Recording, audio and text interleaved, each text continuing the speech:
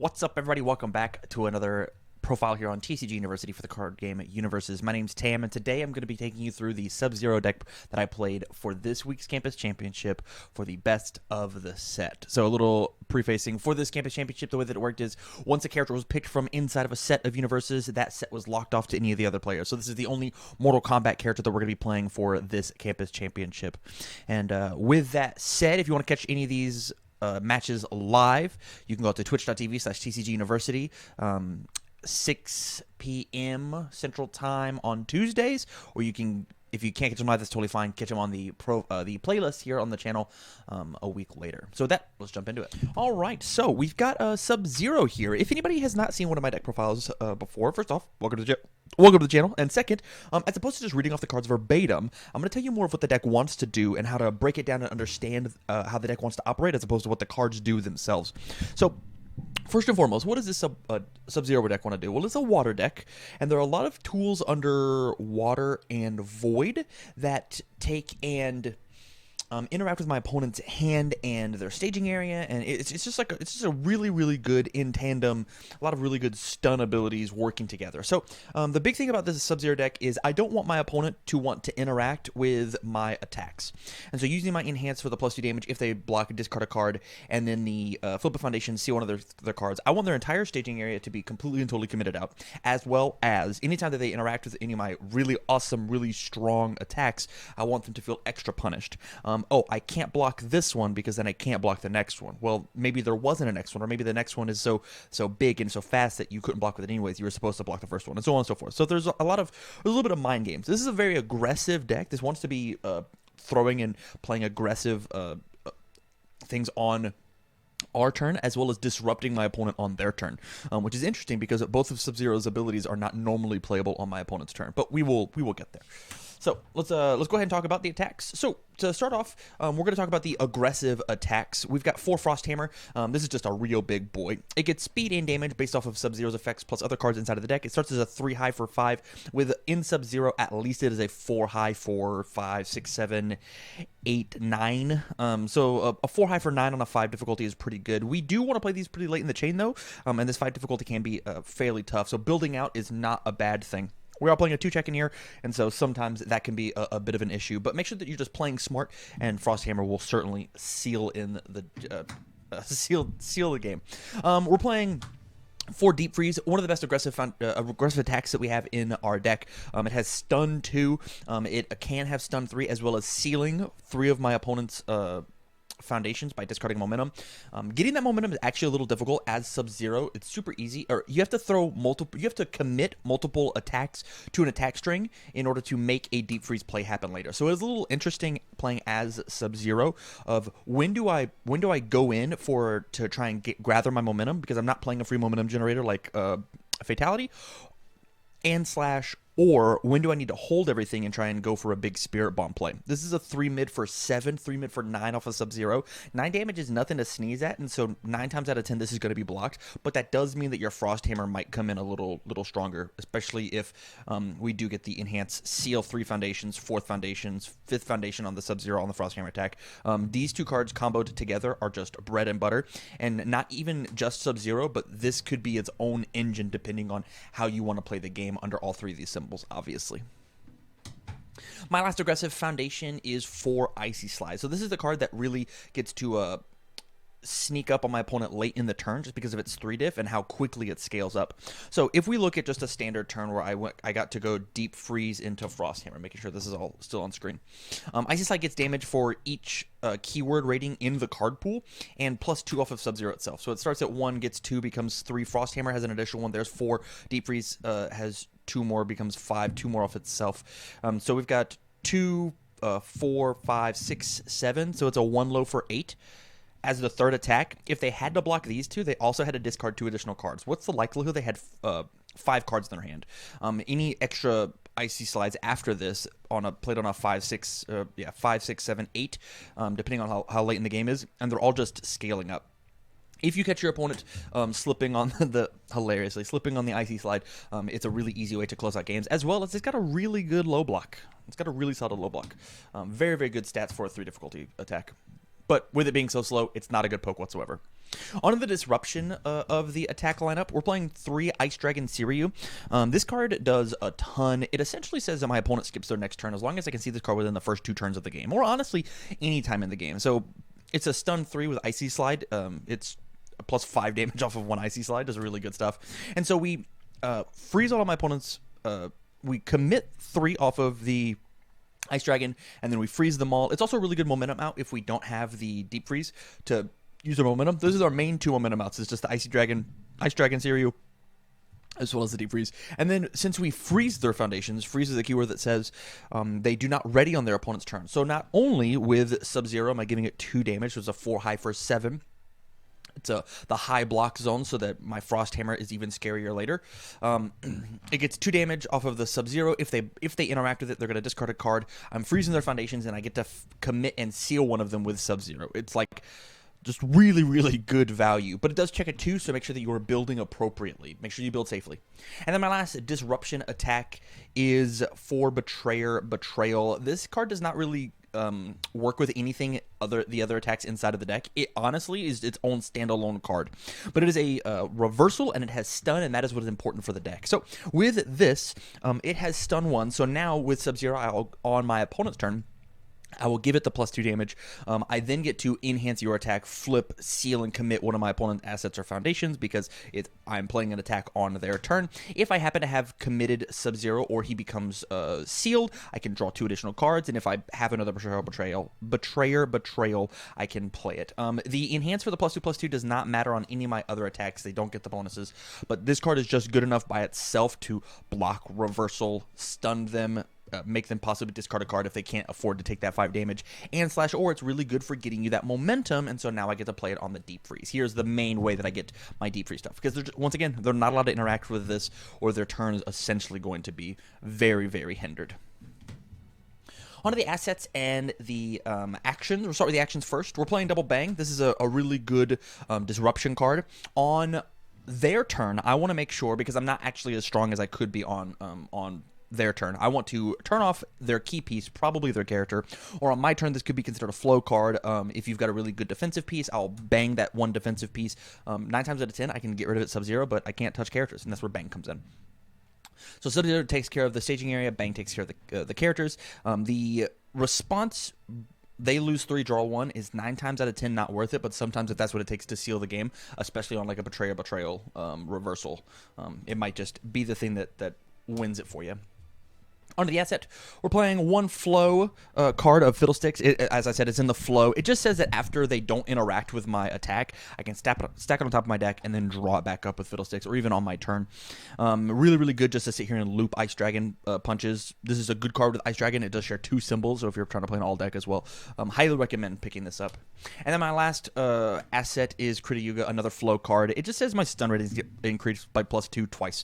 Really, really solid. It's the 1 combo piece with Betrayer. We do get to use both enhances on it because it does a printed 3 damage attack, so I get to ready a foundation, give it +3 damage, give it +2 damage off Sub-Zero, increase its stun rating by 2, so it's a stun 3 8 damage reversal that if they block it, they're going to discard a card, and I've committed and sealed another one of their cards. These 2 cards are bread and butter. I probably could have been playing a second one of these with how many times I got to get my reversal off, but, c'est la vie. Also, this card is insane in the disruption with the Ice Dragon. It does increase the Ice Dragon's stun rating by 2, and so we do get to freeze 5 of their foundations. This says that the turn 3, turn 4 plays of drawing Ice Dragon are also incredibly strong. Very, very worth it. So yeah, Krita Yuga. Be careful the non-block. On to the foundations. We're going to start off with the aggressive foundations. We're playing 4 Freezing the City. This card is aggressive in 2 folds. Number 1, it says that my stun attacks get +1 damage, and once I get them into the danger zone, I can use the enhance, seal this foundation, and then they seal one of their ready face-up foundations. This is really good whenever it does... is super good whenever I've got a Frost Hammer coming at the end, because it basically says I'm trading off the speed that I could get with, I'm trading off the damage I could get with speed, which is what Frost Hammer and honestly Sub-Zero this entire deck needs. Sub-Zero's really, really good at pushing out damage, but he is a little slow. He's a little cold to the touch, so we have to make sure that we can appropriately increase our speed, because sometimes stun just doesn't quite get us there. We're playing 4 Samurai Roboto. One of the easiest ways for us to increase our speed is Samurai Roboto. So the main reason this card is in here is eventually, we have so much stun that eventually we're going to completely and totally stun them out. And so with the Samurai Robotos, what this says is I'm going to ready one of their useless foundations, either a face down or a card that just has a response whenever they've completely tapped out as my first couple of enhances, and I'm going to get +1/+1. From there, I'm going to take my stun attack and then commit those foundations back. So all I did was just get +1/+1 for free. I did get to utilize all of the card text on my cards. This is a very, very good card, and it came in handy very, very much. I never want to play this on the reversal because I don't want to ready their stuff and then commit it. I just want to commit as much as I can. But on my turn, I'm super, super down to ready and commit or whatever. And then lastly, the interesting interaction is whatever I do ready, I can +1/+1 and then flip it if necessary for the Sub-Zero. And then for the Sub-Zero, your attack enhance, and then just commit that same card back up. So maybe that's the thing that wins you the game. You know, that +1/+1. It'll get there. In the same vein of the +1/+1, we're playing 4 Rid the World of Outsiders. This card's once again super, super good, super, super aggressive. Just commit your next attack, gets +1 or +2/+2. Very good on an Ice Hammer play. Also very good on an Icy Slide play. Giving that thing 3 speed is super relevant. There was a turn that I had double Ice Dragon, and so playing my first Ice Dragon, I would stun 3, freeze them all, Sub-Zero for the damage, commit this one, play the second Ice Dragon. Now it's a instead of 7 damage, it's 9 damage, and then it got 2 extra speed. They're definitely not blocking that one. I'll seal I'll commit and freeze another 3 foundations. Not to mention, this card's really, really good on the reversal. So the Betrayal gets +2/+2. They're for sure not going to be interacting with it as much as they want to. More foundations, more aggro foundations. We're playing 4 Ending the Dream, and the reason we're playing 4 Ending the Dream is because I need them to interact when I want them to, or I want to end the game as quickly as I can. So if I find an opportunity where I have gotten a Rid the World of Outsiders, I've completely stunned their board, I've given this thing enough speed, I have no problem destroying my entire staging area to end the game. Like, that's the point, right? Whenever the game's over, we're going to scoop up our staging area anyways, so putting these in my discard pile just makes cleanup a little easier. +4 damage on a reversal, +4 damage on a big stun attack, forcing them to block it so that I'll discard the card out of their hand, and maybe my next attack is going to be doing even more than 4 damage, right? Making them have, when they have 2 cards in their hand and forcing them to block, forcing them with lethal damage to block 1 card to guarantee the damage on the next one is just worth it, right? And so Ending the Dream is just that a little bit of extra pressure. In the same vein, we're also playing 1 Possessed by a Demon. We are only playing 1 just because it is a little more conditional than Ending the Dream, but this card says Destroy, so it's essentially like a once per game ability, and this card says Commit. Commit, your attack gets +2 damage. If my opponent has no ready foundations, this gains an additional 2 damage. Really good on the reversal, as well as Response to Destroy face down after a stun ability is played. Both players lose 1 vitality. I'm trying to gut shot them with as many big damage attacks as I can as early on. I mean, obviously, they're not going to be blocking the Ice Dragon, and so just smack them with it and then moving on with our turn. Next, Aggressive Foundation, we're playing Double Space Land. This does have some interaction with some defense, but we'll get to that in just 1 second. But just discard the top 2 cards of our deck, +1 damage, as well as a little disruption when it comes to if they have a momentum strategy. This card is fine, it's not necessary, but I do like how it interacts with the rest of the deck. And so it is in the aggressive spot just because +1 damage very much matters, especially on reversal when it's free. We're playing Double Generous Gambler. This card does say +2 or -2, but I put it in the aggressive category just because the big issue Sub-Zero has is not blocking things. It is making sure that his attacks are not blocked. And so destroying one of the face downs, which I obviously get to have with Sub-Zero, is the thing that is needed. He has a card inside of his kit that says -2 speed, +2 damage that we could have been playing, but the +2 speed is way, way, way more important than plus damage. As we saw, we get to play other things like Ending the Dream in order to push that damage through. And the minus speed just means something's going to get auto-blocked. It's just not worth it.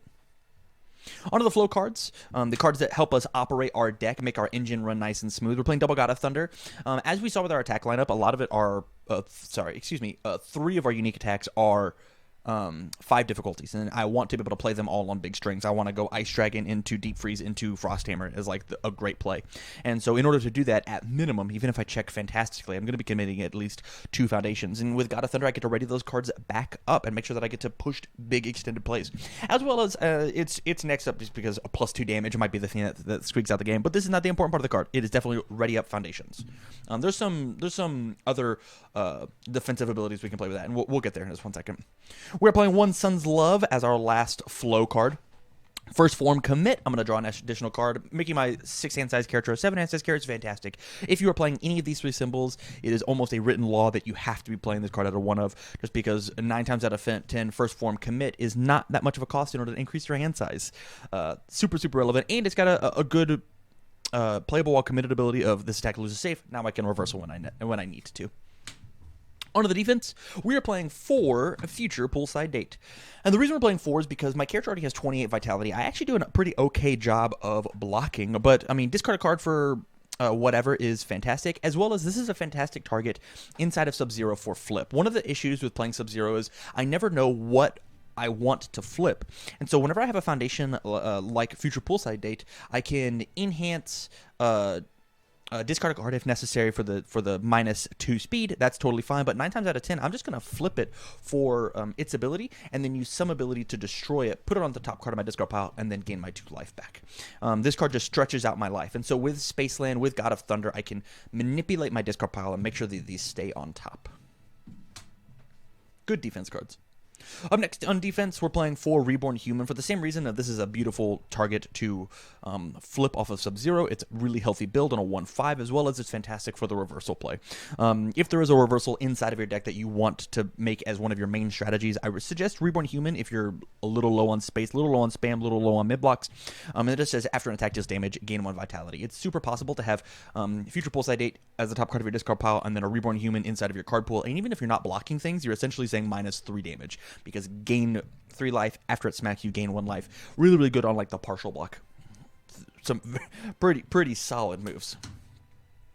Up next on the defense, we're playing 1 Resurrected Revenant. Enhance commit, seal your character, add 1 card from your discard pile, add 1 foundation from your discard pile to your hand. It just says commit, seal the Sub-Zero. I'm not planning on reversaling you.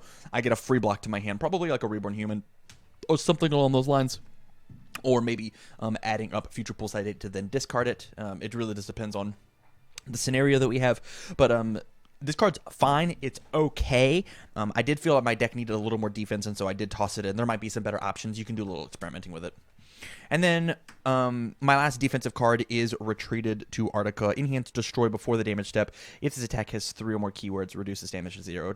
I'll destroy this. I don't have to worry about this attack. Once again, I'm not very strong on my opponent's turn, and so whatever I can do to mitigate as much damage as possible, the better. I don't have to use my Future Poolside Dates if I just retreat them to Arctica. On the Disruption, this is the... I don't want their game plans to work. So a flow is how I make my game plan better. Disruption is how I stop theirs. And so the first thing that we want to do is 2 Pure of Heart. I cannot use Sub-Zero's ability on my opponent's turn, and so this essentially does it for me. First enhance commit, choose one of my opponent's assets or foundations, and they can't play abilities on it for the rest of the turn. So if I want to on my turn, I can double down in first enhance, commit, Pure of Heart, and this is a really good target to flip and then seal and commit another card. But 9 times out of 10, I'm going to be using it on my opponent's turn just to be like, oh, I don't want you to use your asset. So if you haven't, I'll commit it, and now you can't do that. Really strong stuff, especially against a card like in our deck, Fiddlesticks. They will stack an attack on top of their deck with their Fiddlesticks, and then I'll first enhance, well, now you can't draw it off of that same Fiddlesticks. You have to have another game plan. So it's just a little thing to slow them down. Same thing with Emergency Rations. Response after opponent plays an ability on a non-character card in the staging area. They can't do it again.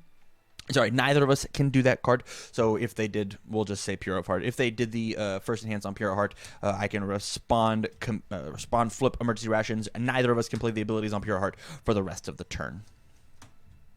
And then my last disruption card is Double Ageless and Wise. This card's just really solid underwater. It's spam, it's a low block, and if my opponent is not doing any sort of staging area manipulation, I can just enhance, flip it with Sub-Zero in order to keep my to punish their staging area. Otherwise, I will just keep it open for myself. No issues. Easy peasy. All right, and that was it. That was the Sub-Zero deck. If you liked the profile, make sure you check it out over on sorry. We're going to start over. Sorry, James. I'm actually going to switch to the other screen. You're right, James. 3, 2, 1. All right. Thank you so much for watching the Sub-Zero deck profile that I played for this Best of the Set Campus Championship. Like I said at the top, if you like all of those, you can get us live on Twitch, or you can find the playlists, as well as any of the other profiles that we've done here on the channel. They'll be in their own playlist as well. If you like the deck and you want to talk to me about it, make sure you go out to patreon.com/TCGUniversity. Support us out there at the dollar level and get access to our Discord, and we can have a chit-chat about Sub-Zero all day long. Link will be in the description down below. So, from all of us here at TCG University, thank you very much for watching and stay learned.